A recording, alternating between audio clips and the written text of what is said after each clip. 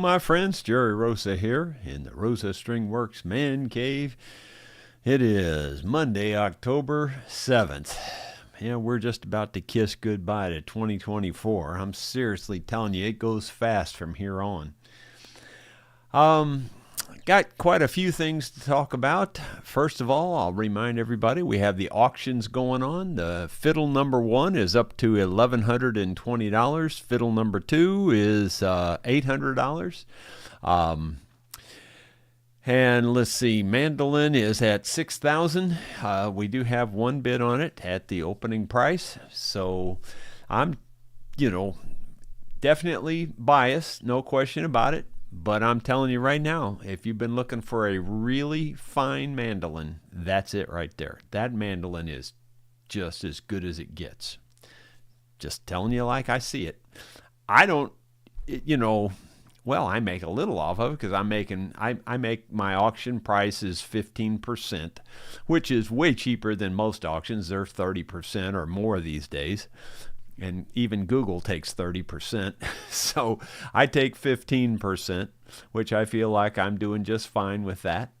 I'm not greedy. But it is a lot of work to put these auctions together. Way more work than you would probably think. Took me all morning to get the auction going on the mandolin, and took me about twice that for those 2 fiddles. Anyway, so those are going on. Be sure to check those out. If you don't know where they're at, they're on my website, www.rosastringworks.com, and then on the shopping page down at the bottom. I took the metal detector out yesterday afternoon for a little while because I was just getting antsy, and it was kind of fun and kind of aggravating because the ground is just dirt. It's just powder dry, hard rock. It is almost impossible to dig in. I can't believe how dry the ground is. And, like a few days, I don't know, maybe 10 days ago, we had a drizzle rain for like 2 days straight, but it was such a light drizzle that it didn't even really get the ground. I don't think it got that deep in the ground. It was pitiful. And so we need rain bad, but I did find quite a few things for just a little short time out there. I went back to the old house that has the rock wall there on the edge of the woods. And I don't know what I'll just, there's no particular order. This is probably the least item. Is like a little piece of copper. It's got a little hole in it. I don't know what it is. I found quite a few of these actually. I'm sure I found several more that look a lot like this. I don't know what they are. I found grommets yesterday. Now, I've been thinking these weren't no big deal, but then I got to thinking Civil War, they used a lot of grommets, tents and things. So while I was waiting here to go live, I Googled it, and sure enough, there's pictures out there. Grommets look like grommets, so it's hard to say, but they sure did look very much like the ones people are calling Civil War grommets, so it's a possibility. I found quite a few grommets here on the farm.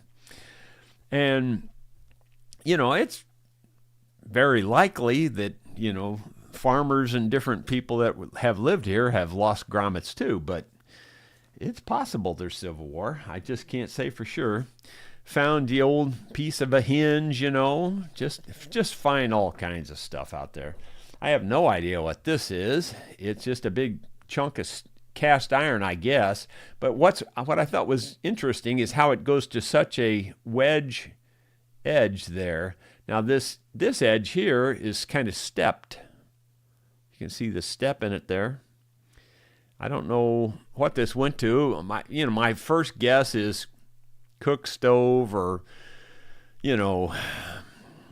wood stove, something like that. I have no idea.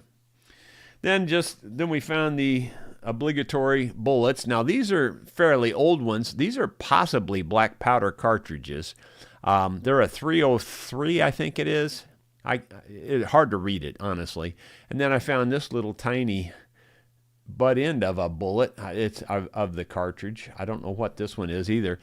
I haven't had time to look these up, but I would bet anything they're probably black powder, and they're probably from either late 1800s or very early 1900s. And then I found the 3 shotgun shells. One of these I know for sure is very old. I would say this one right here is from the 1800s. I can't remember the exact dates right now, but I know the pattern that's on that one is very old. So anyway, I like to, for the most part, those bullets and things are of no value, but I like to use them for dating purposes. I can most of those are dateable, so that's what I use them for. And then probably, well, let me just show you this first. Then I found this big old horseshoe, and this is a handmade horseshoe. You can see how, you probably can't see it in the video here, but you can see that these ends were folded back over and pounded down. You can just see how they bent it and hammered it down. So these were blacksmith made, probably again late 1800 horseshoe.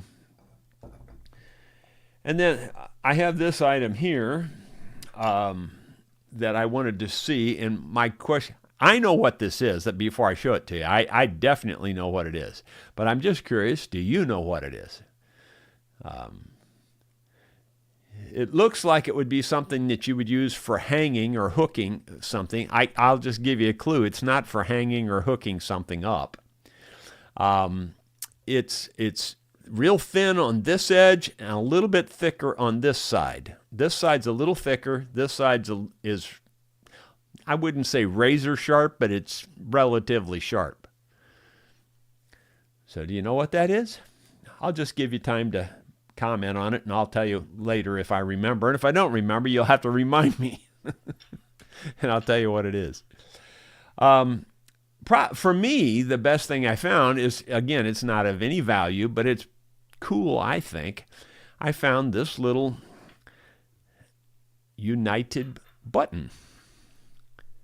Now, I had already found its big brother. I had found this several months ago, and I found this over in the Indian, the ancient Indian artifact field, or where we find all that stuff where they used to live. And I found this in that field, which is kind of weird that I found it there, because I've not really found any metal over there. For whatever reason, there's just no metal in that particular area. But I did find this button there. And then I found this by the old house again. And this is like maybe the sleeve button or something, or maybe a collar button, but they match. So here's a closer look at that. And the story that I got on this so far by looking it up is there was a train company, a railroad company in the St. Louis area, roughly from 1900 to roughly 1908. I mean, give or take a year or two on either side of that. And they were only in business a short time, and this was their buttons. And I thought that was pretty cool. And it fits the area, kind of. I mean, now I'm beginning to think that maybe one of the people that lived here at that time worked for this company, because I mean, the railroad is just a mile from here. It's definitely walking distance from here, right down the valley. And JR's property actually butts up to his property butts up to the Fort Leonard Wood railroad line that just goes across the river and connects up to the main line. But anyway, it's like I said, it's a mile or less from here. So I assume that now that I found 2 buttons, that probably somebody worked for them that lived here. That's just a guess. Okay, back to the, well, let me go back to the full-size camera. Back to this. Yeah, somebody did, Ronald says, railroad tie end. Yeah, that's what it is. It goes to the, you drive these into the end of a railroad tie to keep them from splitting out. And ironically, right where I found this, there was a railroad tie sticking in the ground for an old fence post, and I I could barely see up on top of it. It was almost as high as my head, and I could see up on top of it, and sure enough, it had one of these in the end of it. So, yep, that's what they are. Let's see. That's pretty much everything on the finds. I'm probably not going to go back there again until it rains, because that was really annoying. And by the way, I couldn't even, well, I mean, you saw how many things I found here. 3 times that much in trash, just, like nails and wire and junk like that. 3 times that much. I mean, like most of this is trash too, to be honest with you. But I mean, those other stuff was real trash. It was nothing that, you would want to even bring home, let alone find, But, and then I ignored hundreds, if not thousands of signals, hundreds for sure. They're just everywhere. I mean, it drives you crazy. There's that many signals. It actually was getting on my nerves because there's so many in that general area where that old house was. It's crazy. You would never believe it. All right, let's see. Moving on. Here's an after dark outside video that I took just because I could, and it seemed to make sense. So here it is. So my friends, here's what the water wheel looks like at night. Can you see it even? It's turning. But the reason I really got this on is to show you what it looks like pulling in up here with the new dusk to dawn light on the shop. You can see that it's all lit up. And I wasn't even sure if it was even going to come on or not because I was having so much trouble trying to test it. Couldn't test it. But you can see it's nice and bright. I won't get lost looking for my car anymore in the dark.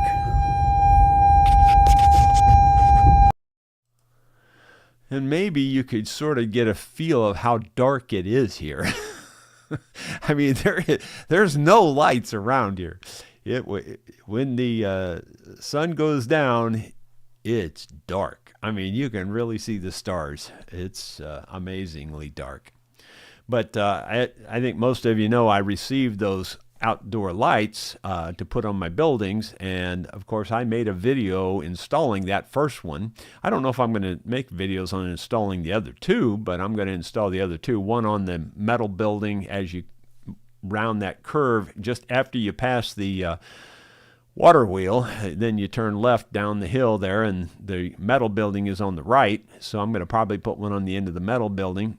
It has a dusk to dawn light on it now, but I don't know, Sue has it turned off, I guess.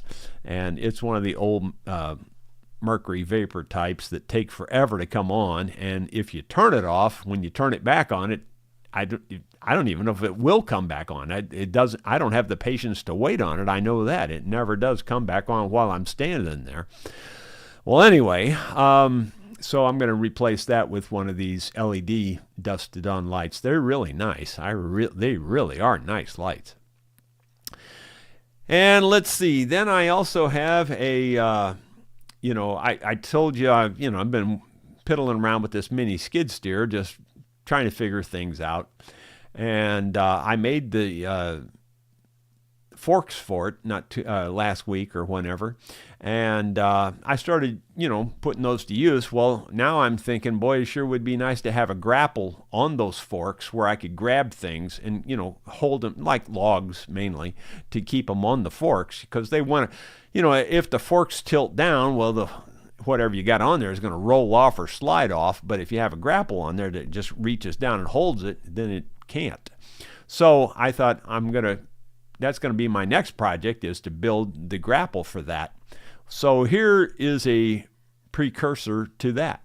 Well, my friends, I thought before I go to the trouble of making a grapple for this little mini skid steer, why not just hook it up to this grapple and see if it'll actually operate it? Because I don't know how these hydraulics work on this thing. I mean, I know that center lever is supposed to do it, but will it do it is the question. So let's hook this thing up and see what happens.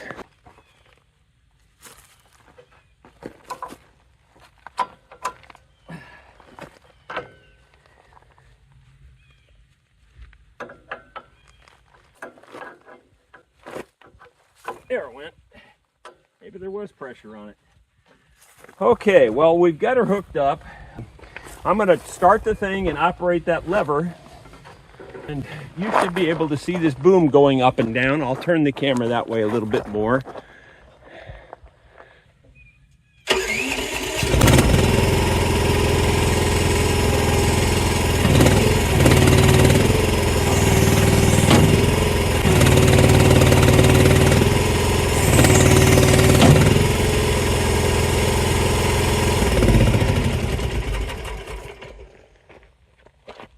Well, I'll be darned. I guess that answers that. I didn't expect that to be that simple. Yeah, so that was a pleasant surprise that all I got to do is build it now. I'm going to try to build it pretty much exactly like that grapple. That was a kit, actually, but I'm just going to build this one from scratch, because it's not that difficult. And anyway, I'm going to try to make it where it's basically the exact same size as the other one so that I can interchange parts or whatever if I need to. It just kind of makes sense to keep them the same size, but it's not an absolute requirement. And then let's see, finally I have one more little video clip for you. And this is actually using the little mini skid steer to put a log on the sawmill. Now, I'll tell you right now, I did this kind of awkwardly because it was the very first one I did. I've gotten much better at it now, and I can get them on there very easy now. But anyway, I thought, what the heck? It was reality. I'll show it to you. So here it is.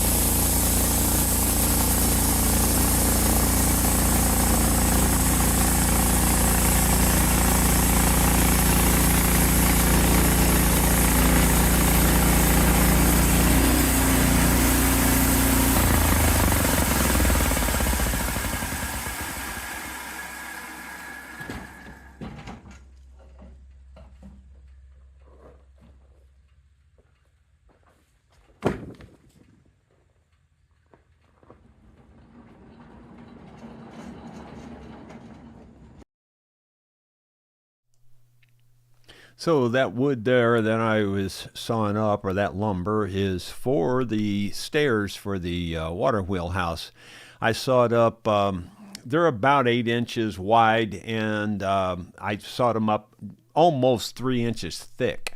So they'll be really heavy beams to make the stringers or the runners for the stairs, and then the crossboards are going to be about 2 inches thick or something like that. I can't remember now. Um, in fact, I think the stringers might even, yeah, they're just about a full 3 inches thick, and then the cross boards are a little over 2 inches thick. I think 2 1/4 or 2 1/2. I can't remember now. But anyway, they're heavy, so that way they won't be bending or giving when you're walking up and down the stairs. And I may have to put two of the, for the treads, I may actually have to join two of those boards because I don't think they're really wide enough to make good treads. So I may have to join them up. And I don't have any big enough cedar trees to just make them in one piece. So it just is what it is. Let's see what the comments have to say today. Looks like Bill Rhodes was number one in here. Bruce Hines says he finally got the power back on. Well, I'm sure glad to hear that for you. Let's see. Looking for question marks primarily. David Thorpe says, hi, everyone. I'll catch it on the return later. Headed out to the dreaded W word. Walmart? I don't know. What's the dreaded W word? I guess Walmart. I don't know. Probably not. It's probably something else that everybody else knows but me. I don't get out much. After we went live, Bill Mumbo is there. Bob says hi from Newfoundland, Canada. Bill Rhodes. Let's see. Ronald Todd says, thank you, Jerry, for the info on the hand vibrator. Got mine on Saturday, and it does seem to help. Well, good. I'm glad. I do think it relaxes it a little bit. And it seemed like it helped a lot more early on. Now that it's progressed even more, it's helping less, I'll be honest, but it does seem to still help. There's Mark Nedsom. Mark, you never did tell us, or at least I didn't see, how did Yolanda do? Put it in the comments. Did you hear anything about it, or do you know anything about it? That's what we want to know. Everybody's been asking. Ulysses Hale. The S-shaped iron is to keep splitting the log ends. Yep, that's what it is. Keep them from splitting. Yep. Yeah, that's what it's for. Because railroad tie ends. When you put a railroad tie in the ground, of course, there's a lot of moisture there. Of course, they have them creosoted. There's very little moisture getting into the log, but the ends typically dry out because they're not in the gravel or in the dirt or whatever. So the ends are exposed and they get, weathering and checking and splitting and drying out. So they put these on the ends of them to keep the ties from splitting any further is really the main purpose of it. And a lot of people were getting that. So, and there's Bill Webb says he was busy. So he was late. That's no excuse, Bill. Ronald Todd, did you fix the pressure leak on the stand-up? I didn't notice the forks moving down. Well, they do move down. What I tried this morning, as a matter of fact, I released, the cylinder, it's a two-way cylinder, so it's got a hose on each end. So I released like the bottom one first and moved that up and down, and so some fluid was coming out, but I didn't see any air bubbles. I didn't see any foam or anything like that. It was just pure oil coming out.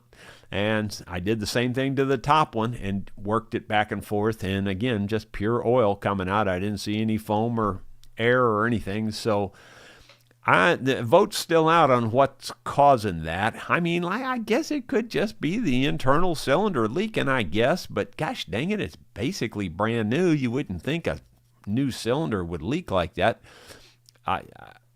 I wouldn't put it past the valves to leak like that, but I wouldn't think the cylinder would.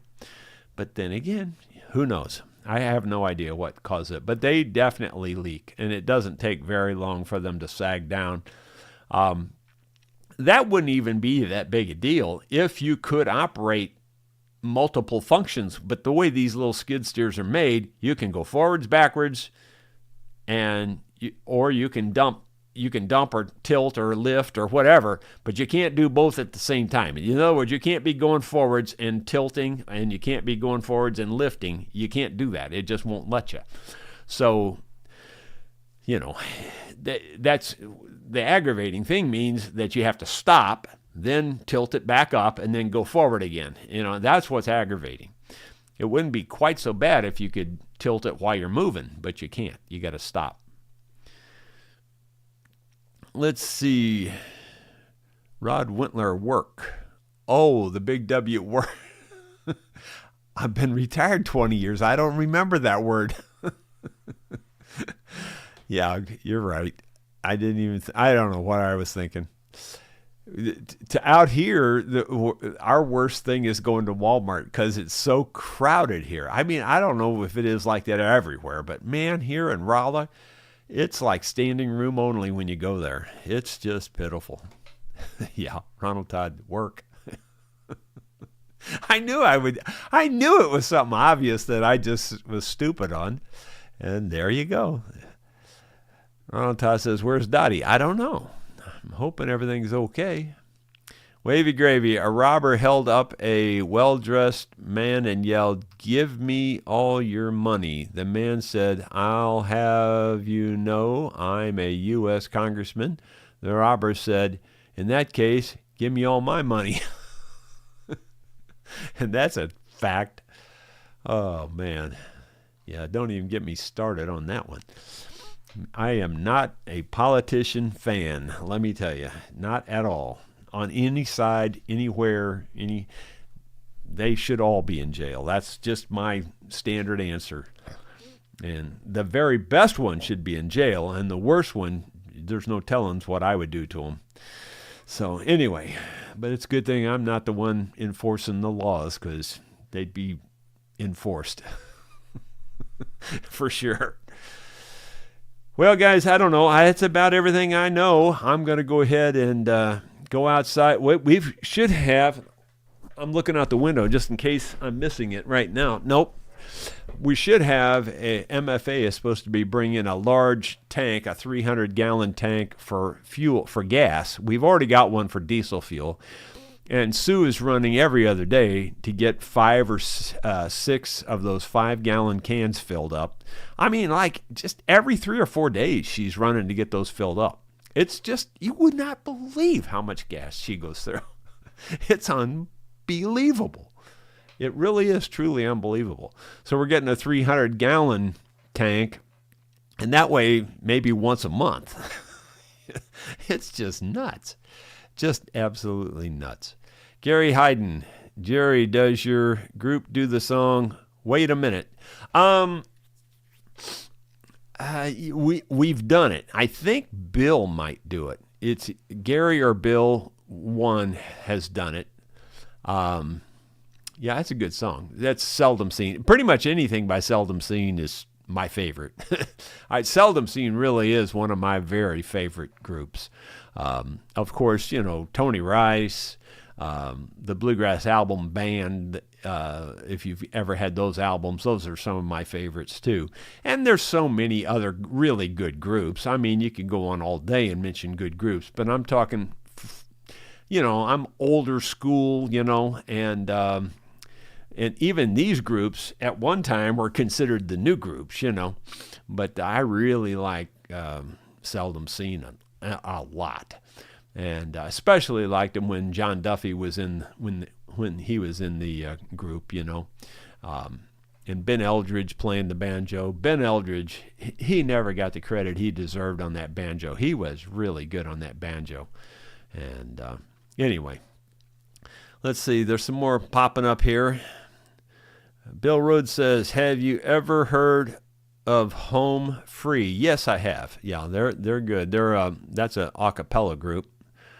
At least that's what I think I know. Yeah, and I've heard them, and they're very good. Ronald Todd, what's in the tank on stilts down by the shop? That's the diesel fuel that we have already. We've had that for years. Bill Rhodes, if you like Harmony, Home Free is really good. Yeah, they're very good. Yeah, Home Free is very, very good. That's about it, guys. I think I'm going to let you go. We got 145 viewers. That's pretty good. Hope you all will join me here again tomorrow. Let me see. There's one more popping up. I believe that Ben Eldridge was a college professor of mathematics. That may be true. It seemed like I remember something like that about him. But I got to talk to him and the newer guys that were in the band. Ben was still in the band, and then Lou Reed and Dudley Connell. I got to talk to those three guys one night at a local show here, and I sat and talked to them for about 45 minutes, and we just had a great conversation. It was fun. I just really do enjoy the Seldom Scene. It's one of my favorite bands of all time. We'll see you tomorrow. Thanks for being here.